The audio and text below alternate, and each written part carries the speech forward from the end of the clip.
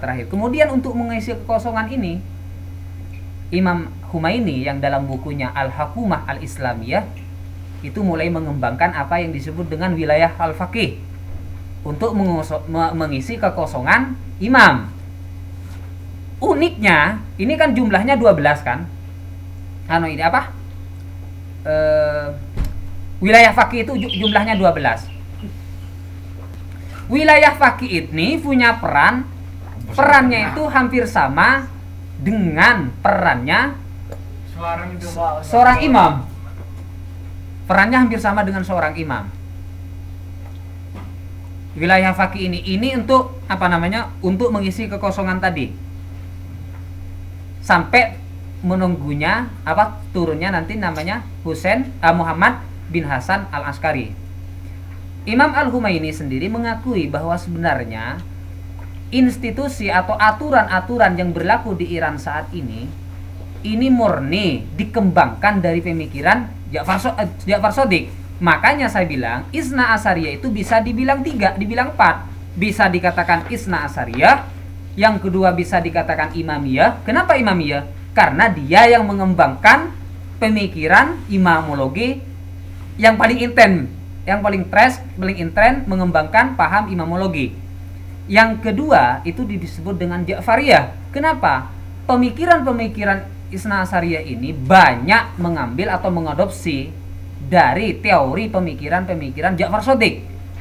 Orang Sunni, ini yang dari Syiah ya, tetapi orang Sunni menyebutnya bukan Isna Asariyah, bukan Imamiyah kalau yang nama dari orang Sunni, tapi disebut Rafidah atau Rafid. Kenapa Rafidah? Sini kamu. Sini bro. Kamu kan ada jadi operator kamu. Sini Rek. Kan pas langsung komentar. Kenapa Rafidah? Karena dia menolak, istilahnya tidak setuju dengan kepemimpinan Abu Bakar, Omar dan Utsman, seperti itulah. Ini sekedar mata-mata, ini beliaunya sudah datang. Kemudian di antara sifat imam ya, saya akan menjelaskan di sini adalah sifat imam. Lainnya seorang nabi, seorang imam itu mempunyai peran dan cakupan hukum yang berbeda dari manusia biasanya. Secara kajian agama, jelas ini bertentangan. Bagaimana seorang manusia diposisikan bukan sebagai manusia secara seutuhnya. Pertama apa? Sifatnya adalah ismatul a'immah. Seorang iman menurut dia itu maksum. Dia tidak punya salah, tidak lupa. Kalau dalam buku yang paling ekstrim itu ya, yang paling ekstrim. Makanya saya itu sempat baca sebelum berangkat itu tertarik ya dengan statusnya Zar Maqbul Hasan sebenarnya. Yang menulis tentang tahriful Quran sebenarnya. Tahriful Quran. Sebenarnya gini saya ceritakan ya. Yang paling ekstrim di Syiah itu sebenarnya kalau tokoh-tokohnya adalah Al-Kulaini, pemilik buku Al-Kafi. Jadi sebuah kebohongan besar sebenarnya kalau seumpamanya dalam teori dalam paham Syiah itu tidak ada tahriful Quran. Ini hanya mutaakhirin saja, kalangan-kalangan seperti Husain Fathullah misalnya. Kalau yang lain itu sebenarnya orang-orang Syiah termasuk Humaini sendiri dalam Al-Hukumatul Islamiyah juga mengakui tentang tahriful Quran. Bukti, contoh, kata-kata waja'alna lil muttaqina imama, kan seperti itu ada di Al-Quran itu. Mereka berubah menjadi waja'allana minal muttaqina imama. Enggak kata siapa? Ada tahriful kalimah dalam Al-Quran itu. Ini belum lagi terhadap penafsiran Al-Quran. Ini saya katakan ismatul a'immah dulu. Ismatul a'immah seorang maksum. Dia tidak punya salah. Wa alima maka wa ma yakunu, kata dia kan.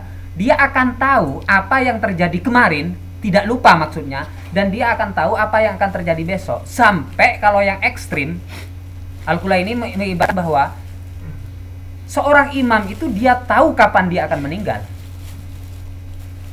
Seorang imam itu tahu kapan dia meninggal. Soal masalah nanti ada pembantahan tentang takribul ibadah, nanti saya akan jelaskan. Seorang imam dia akan tahu ketika posisi dia sebagai seorang ismatul a'immah, maka mulai dipahami menurut kalangan orang-orang Syiah atau sarjana-sarjana Syiah, hadis yang menyatakan tentang ismatul a'immah bahwasanya posisi seorang imam itu sama dengan seorang nabi, hadisnya lebih dari 1000 hadis yang diriwayatkan langsung dari Rasulullah maksudnya. Dan ini sebuah makanya saya mulai ada semacam kesangsian terhadap mukjizatnya Ali Zainal Abidin tadi. Kalau secara transmisi hadis saja orang-orang Syiah sering banyak bohong, apalagi soal cerita-cerita yang seperti itu. Itu persoalannya. Ketika dia sudah dipahami ismatul a'immah, maka yang keluar posisinya dua. Kalau menurut mereka, Nabi itu malah lebih rendah derajatnya. Malah dia bilang apa? Ingkar terhadap seorang imam itu lebih parah ketimbang ingkar kepada seorang nabi. Kenapa? Seorang imam itu punya dua dalil untuk mengukuhkan dirinya seorang imam. Apa? Pertama, dia menjadi imam karena nas Al-Quran. Menurut dia, nas Al-Quran itu separuhnya itu berbicara tentang imamah. Itu satu. Kedua, seorang imam itu bisa menjadi imam nas dari imam sebelumnya. Kenapa? Makalah imam-imam sebelumnya itu dalam paham Syiah itu dianggap nas, dianggap dalil. Imam Ja'far Shadiq bilang, nih anak saya nanti Musa Al-Kadhim jadi imam. Itu nas. Dan jadi syariah. Melanggar itu, otomatis dia sudah bukan bagian dari orang Islam. Makanya ketika memasukkan imamah dimasukkan kepada usuluddin maksudnya, ketika dimasukkan ke usul termasuk rukun dari rukun Islam, maka ini dijadikan semacam parameter sebenarnya, ukuran, batasan.